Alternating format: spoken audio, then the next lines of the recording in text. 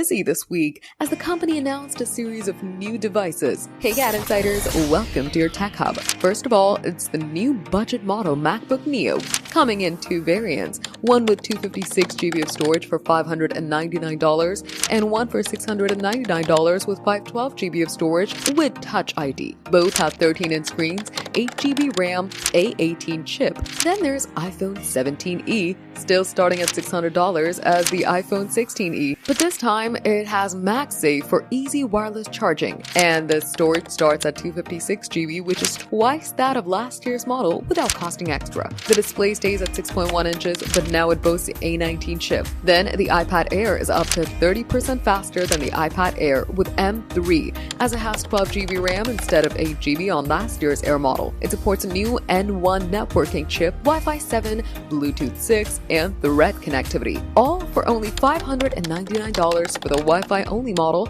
and $749 for the cellular-enabled model. Apart from iPads, the 13 and 15-inch MacBook Air laptops too have become faster with M5 chip. It now offers faster performance, better graphics, and snappier AI functioning, starting off with 512GB SSD instead of last year's 256GB. Unlike the iPhone 17e and the iPad Air, the starting price for the MacBook Air rose up to $1,099 for the 13-inch and $1,299 for the 15-inch model. But the creators might be more interested in MacBook Pro that's now coming with the choice of the M5, M5 Pro, or M5 Max chips. Those upgraded chips now have new neural accelerators in the GPU cores for faster AI performance, with options to upgrade storage to a whopping 8TB SSD. And last, Apple also announced two studio displays to pair up with MacBooks. They offer Thunderbolt 5 ports, 5K resolution, and come with a choice of nano-textured or standard glass. The new Studio Display XDR even gets a 120Hz refresh rate for smoother graphics